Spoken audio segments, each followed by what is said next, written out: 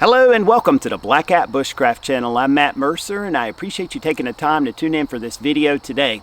And this afternoon what I want to do is a very thorough, comprehensive demonstration and explanation of how to use cage style traps to catch fur-bearing animals in a woodland environment. And I've been using these cage traps for several years now out in these woods, and I feel like I've had good success with these cages. Now, I'm not an advocate of using these in place of things like foothold traps or even conibear traps, snares, modern trapping equipment, but I am an advocate of adding these to an arsenal for any given trapper because these cages can do things that those other traps can't, and they kind of fill a niche, but they also work really well in the woods, which is not what they're often thought of. A lot of times people think of them as nuisance traps around the homestead, which is absolutely perfect and a good reason why we should keep these in our arsenal.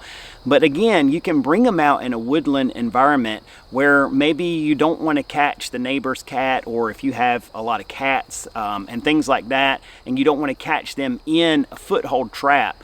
This is a very safe way to catch animals and have them unharmed.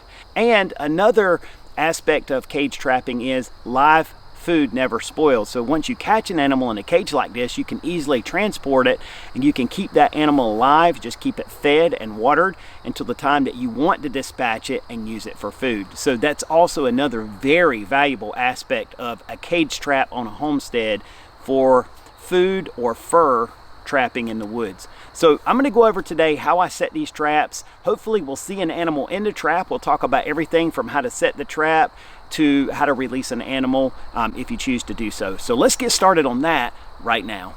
All right, so whenever I'm prepping my traps for the season, I do like to take my cages and do a couple of little things that I found make them just a little bit better.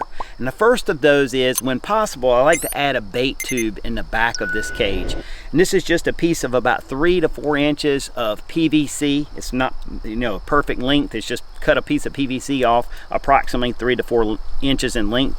And I've drilled 4 holes through that. Basically, I took the drill bit and went through the pipe, and then I did another one through both sides at a 90 degree. And what I've done is I've just used those holes to zip tie this PVC down into the bottom of the mesh. Nothing fancy there, but it is nice and tight in there.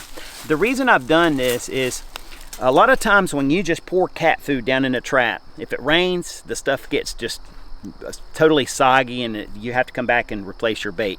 Number one. Number two, animals like raccoons will get in here with their paws and they'll reach through this mesh and they'll get the food from the trap. The other thing is they like to try to turn the trap over because then all the food is left exposed on the ground. With this method, you have all the food in this tube and then you sprinkle some little teaser pieces on the outside. But this is sort of like a dog-proof coon trap, or like a coon cuff style trap. They have to reach down into that tube to get the food, and therefore much more likely they're going to set off this trap. And they do have to enter the trap to get to it. They can smell that food and they've got a little sample of what's on the outside. It's going to lure them in to get more from this tube. So it just works well, keeps your bait more collected in one spot, keeps your bait more dry, I think, just a little bit from the elements, and makes for just a better trap set in my opinion. But again, I was kind of thinking about those dog-proof coon style traps when I did this. I don't really think I've seen anybody else do this ever, just something that crossed my mind to do, and it's worked well. One other thing that I think is really important for me is about a month, sometimes even 2 months before trapping season, it depends on how anxious I am in the summer for trapping season to get here, I'll get all my cages out in the yard and I'll buy like a farm implement primer. And it's just a rust colored primer, and I'll go over all my cages. If there's any spots that need it, I'll just touch them up. If I have new traps, I'll paint those with that primer with a couple of coats and just let them sit outside in the weather for a couple of months, a month to 2 months, and just let the smell, the scent go away. And it does, it fades away. It takes normally a couple weeks, but it'll fade away sitting out in the sun and in the weather. And then I believe that does 2 good things for this trap. One, it makes it less visible to human eyes and less likely that people will see your trap and potentially steal it. Number 2, I believe it makes the trap look just a little bit more natural in a woodland environment, and I think that puts, it makes the animal a little less skittish about going in to get the bait. I think sometimes when those silver cages are sticking out there and uncovered and so forth, I think that sometimes it'll put the animals on alert. I've put silver cages, galvanized cages out in the woods, not covered them with anything, and I've caught animals, but I've probably caught them 3 or 4 to 1 in a cage that was well camouflaged and covered with debris. I don't know if that's just my area, but the cages being painted just work better, and so I take the time to do it. And I kind of enjoy, you know, working on my traps, tinkering with it. That's part of the fun. So that's why I always paint these traps, and when you see mine, they're always brown as opposed to the way that they were when I bought them, which was galvanized or like a silver metal color. Just works well, I think, to paint them. Now, whenever I come into the woods with some cage traps to set, the first thing I like to do is harvest 2 stakes for each cage. In this case, I've been lucky to find like a forked style stick like this, or a Y stick.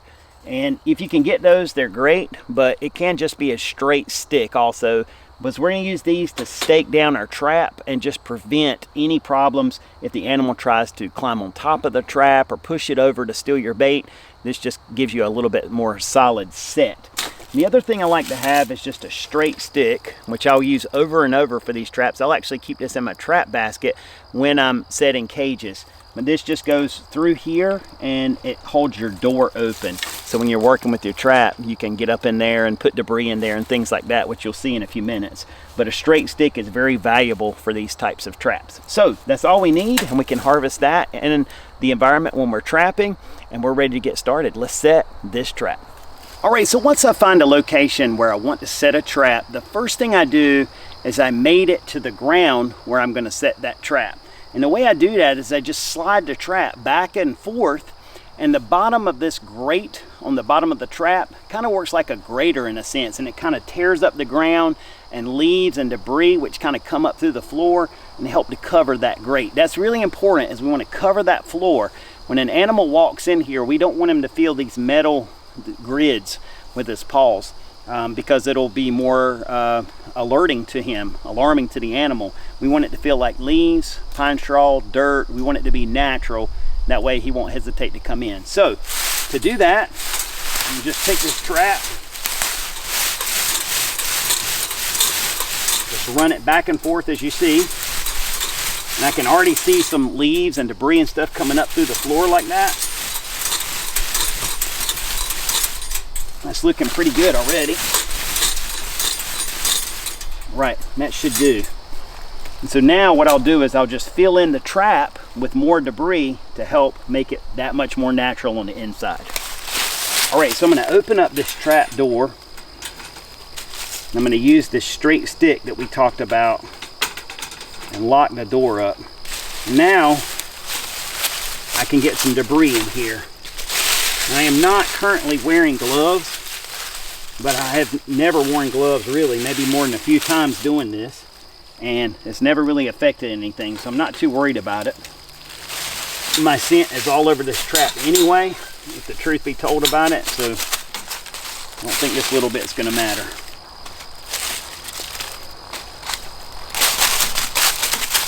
You can see what I've done there is I've just kind of cushioned the inside of that trap. There's a little area here at the front where it's kind of unlevel, so I just push some material up in there. It looks pretty good.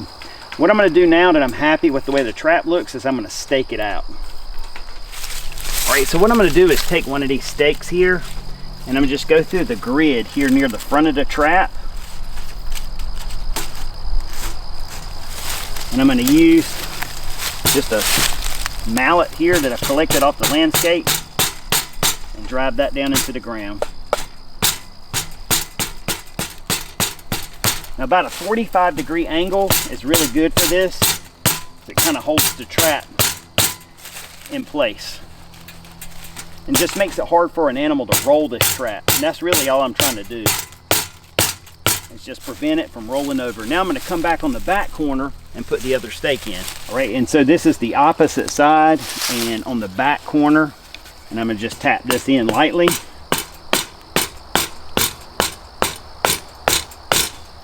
And now, no matter how much he tries to push this trap over, it's not going to roll. And that's what I want. I just want it to be steady from side to side. Now, what I'm going to do is open up this trap door, and I'm just going to use some dry cat food here and fill up this tube. And I'm not worried if I spill some on the outside. I want there to be a little bit teasers, snacks in there. I like to take just a little bit more and just kind of sprinkle it near the door and kind of down through the trap, just as a lure. I'll also dribble some around on this area, just around the outside of the trap, just to catch him in case he's walking down this trail that I'm setting this trap on. So I just have a little bit of teaser out there to kind of lure him in. All right, now I'm gonna shut this trap door, and we have a little cotter pin here. I'm gonna make sure that that's wedged in place as well. All right, so obviously I'm using cat food as a bait, but I also have a little salad dressing bottle with fish oil in it. And any type of oil like crawdad oil or crayfish oil, fish oil, if you had to, you could get sardines and use that. But I'm just drizzling a little bit of this fish oil down the trap here. And I'm gonna make sure that the bulk of it is back here in the back. And I actually hit that cat food too, just a little bit with that. I'm also gonna drizzle just a little bit of it from the door out to the trail. So this fish oil is the magic ingredient that brings in these animals like raccoons, possums, any scavenger type animal. This is gonna draw them in. If you didn't have fish oil, you could use a can of sardines, use the juice from that, or a can of tuna, use the juice from that. Obviously it's better if you can get this oil. It's a little bit cheaper and you get a lot more of it to work with. But in a pinch, you could use what you needed. But fish scent, that always works and always draws in these animals. All right, so I'm out on my trap line this afternoon, and this is several days after the initial filming of this video when we caught the possum. And I realized that I've left out a topic that I wanted to touch on in this video, and that is the difference between lure and bait. They are not the same things. A lot of times people kind of use those terms interchangeably, but they're definitely different things, and it's important to understand that. Bait is anything that's going to appeal to the animal's appetite, something that he's going to want to eat. It can be something that's strong smelling like rotten meat, a meat type bait. There's a lot of that type of stuff on the market. Or like I demonstrated in the previous video clips where I used cat food and fish oil, which has a strong fishy scent to appeal to the animal's appetite. So bait, again, is anything that the animal is going to want to eat. Lure is gland lure. It's more appealing to his sense of smell, not based on appetite, but maybe territorial. So he's smelling the gland lure where another animal has been in his area, whether it's the same species or a different species, and he's investigating that. It could also be for mating purposes. Sometimes, you know, the animals use those gland scents to try to communicate or to connect, if you follow my meaning there. But gland lure is totally different, again, from bait. And you can use both. You can use one or the other. In these cages, I'm really focusing not on lure, but on baiting that trap, appealing to his appetite. And I wanted to mention there's a couple of other things that I have used with good success when I'm trapping raccoons particularly. And you've seen a lot of pictures of coons that I've caught in this video.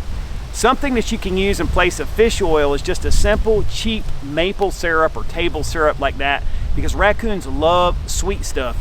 What I found is that when I use sweet stuff, I don't catch animals as fast as I do or as regularly as I do with the fish oil, but I also only catch raccoons, whereas I normally don't catch possums with this sweet stuff. Another thing that raccoons will be drawn to is marshmallows. And you know, nice thing about carrying marshmallows on the trap line is you can eat them too. But raccoons do love these little marshmallows, and I have used them to bait traps and caught them. Another thing that I've used before is this type of bait. And this is a bait that I bought from the store. I'll just let you read the label. I'm not even going to try. Okay, this stuff has like a cherry scent to it. It's got a really nice, kind of smells like prunes or cherries, something like that. It's a very sweet smell. But again, I've caught raccoons using this stuff.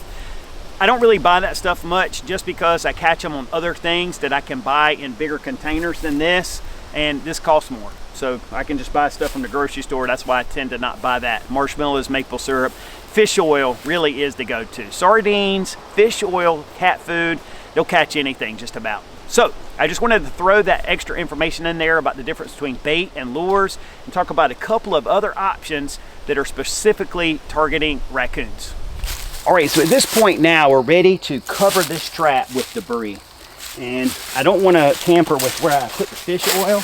So I'm just going to come around this trap and just lightly cover it with leaves. I want to create a cubby set. Again, think about a tree stump in the woods that has an opening, something like that. Honestly, what I found is anytime you disturb leaves in a woodland environment, a lot of times the animals are curious. They can smell that fresh earth scent and they think that maybe another animal's been there moving around. Maybe there's food there, could be anything. So they do investigate these areas. So I found that just collecting leaves right here near my trap actually works well. I'm going to go ahead and set the trigger on the trap.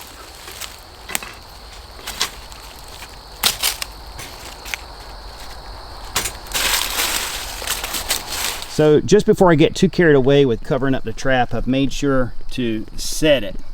And I just got the trigger bar locked in with the door right there. Very simple, it's just a balancing act. If we look down in the trap, you can see that little bar that comes right down the center there. And I've got it centered. When you set this, you have to be aware so that that's centered. And anytime the animal tries to push past that bar, this door is going to shut and we're going to have an animal trapped in here. So now that I've got the trap set, I'm going to go ahead and finish covering up and making my cubby set.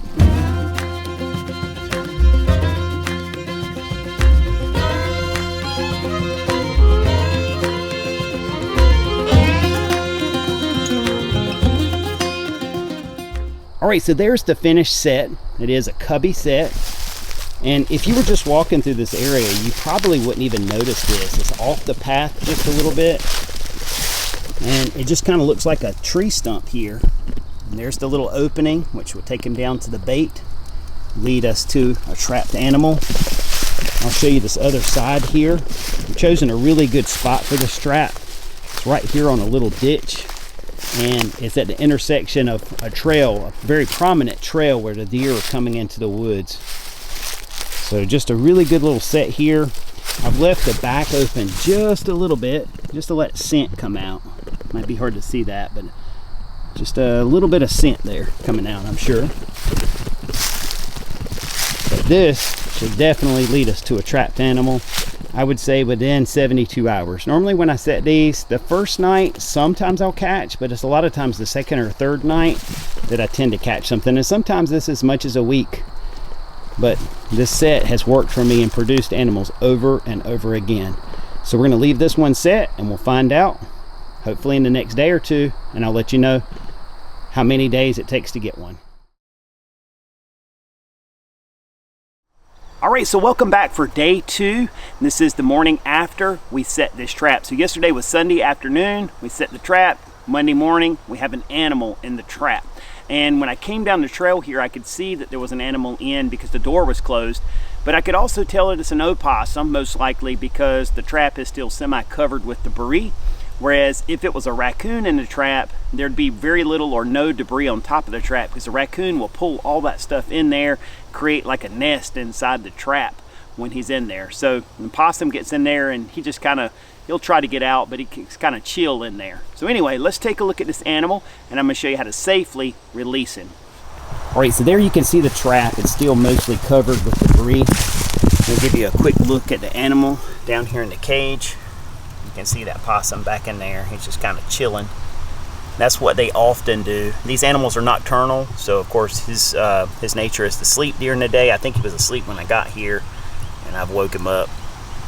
Of course, possums are very passive animals. They're not very aggressive usually, but if this was a raccoon, they can oftentimes be aggressive. So I'm going to show you a safe way to release an animal from these traps. Now, if I were going to dispatch him, of course I would take care of that. There's a couple ways to do that, but I'm going to do a release for this possum as I'm not interested in keeping him, and I'll show you again a safe way to release an animal from these traps. All right, so I've gone ahead and pulled away all that debris just to give you a better look at this possum. It's a beautiful possum. He's got a really nice fur, very clean looking. Another thing you'll notice there is that bait tube is still full of cat food, which is nice because otherwise he would have eaten it all. He's eating a little bit off the top, but most of it's still there, which makes for a faster and easier reset. I just need to touch up the inside of this trap, add a little bit more fish oil, and we'll be ready to go again. Honestly, I could probably just reset the trap with no bait or anything, and we'd still be in business. Of course, I like to freshen it up when I have an animal in there. Of course, there's possums in this trap too, but that won't hurt anything as far as catching raccoons or other animals. So I'm going to show you a correct way or a safe way to do a release for an aggressive animal. This possum is definitely not aggressive, but anyway, I'll show you the technique. All right, so what I've done is collected some straight sticks off the landscape. I've got 6 of these, maybe 7. What I'll do is, you can see the possums in the back of the trap. So I'll just come in here and insert this as a stake. I'll come down about midway. Just stake that thing down into the ground a little bit.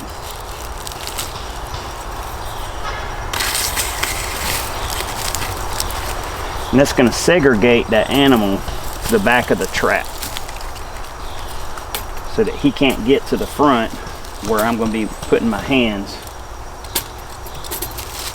Alright, so hopefully you can get a good view of what I've done here with these sticks. I've just driven them down through the ground to create a barricade. With an opossum, again, this is very unneeded. He's very calm in the back of the trap, and I have no problem sticking my hands down here with him. But sometimes when you get a big raccoon in the trap, they can be very aggressive, and they want to come up here and bite at your hands anytime you get near the trap. And especially if you get a fox in a trap, they tend to be very aggressive. So this is a way I can segregate the animal to the back of the trap and facilitate a safe release.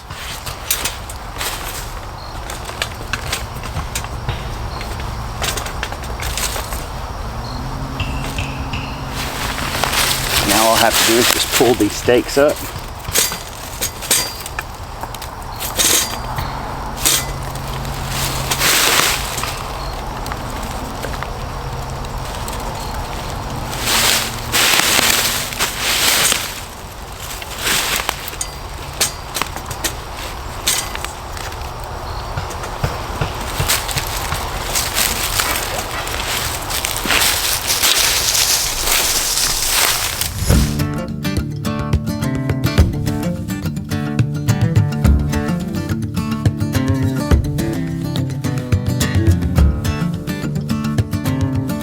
Alright, so I've gone ahead and done a reset here on my cage behind me, and we're set back up to catch another animal.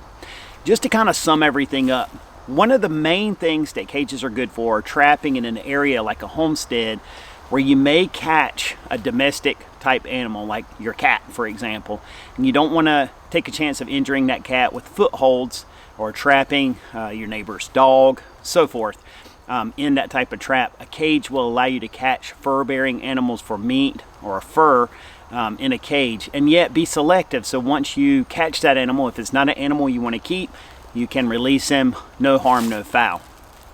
Another thing about catching an animal in a cage is live food never spoils, as we talked about. I can keep that animal alive in that cage indefinitely as long as I give it food and water and dispatch it at the time that I so choose, or release it at a later time. Just make sure that you do check your local laws and regulations about keeping wild animals, all right? Because there are some regulations about transporting them and how long you can keep them, things like that. So just be aware of that. But of course, in an emergency situation, you do what you have to do, all right?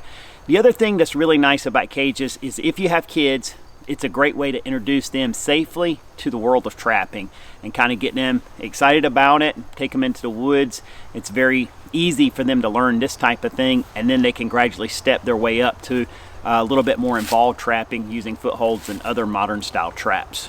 Another really good purpose for having these cages on hand, even if your focus is really more on foothold trapping, these cages are great. Once you catch an animal, you can use a catch pole, force the animal into the cage, and then again, keep it live until the time that you so choose to dispatch or release that animal. So it's a handy tool to have in your arsenal, even if you're not cage trapping per se. All right, so I'd like to thank you guys for taking the time to tune into this video. I hope it's giving you a little bit better insight into the world of cage trapping, how to use these cages most effectively with some little tips and tricks, things like barricading the animal when you do your release, and staking out your trap, how to actually set these traps in a woodland environment to give you the very best results. These are things that I've kind of found just through being out here and playing with the traps and using them. I've found really good results with these traps, so I'm definitely a fan. I enjoy bringing my daughter out. She likes to set these cages too, and she loves catching raccoons and possums and things like that. It's just for fun. but at the same time, it could be for subsistence if we needed that. So as always, I'd like to thank you guys for taking the time to tune in for this video. Don't forget that I do have affiliate links down below in the description box of this video. My Amazon influencer page, also my Self-Reliance Outfitters affiliate page. If you guys are looking for any gear or just curious of items that I endorse and use wholeheartedly, there's a list of that stuff down below in the description box, and I always appreciate any support that you give. Also, please give the video a thumbs up if you enjoyed it, and don't forget to subscribe. And not just my channel, but any YouTubers out there that you gain valuable information from, if you support them, go ahead and give them those thumbs up on the videos. It's just one little split second to click that button, and make sure you subscribe to them. It really helps us out. It gives us encouragement to make more content for you guys, and it does help boost us in the algorithm, which just again helps the channel to grow and be more successful. So don't forget to do those things for myself and for the other YouTubers that you guys enjoy and support. And as always, I wish you and yours the very best. God bless you and your family, and I look forward to talking to you with another video again very soon. Until that one, you guys take care, and I hope this video helps you feel just a little bit more at home in the woods. God bless.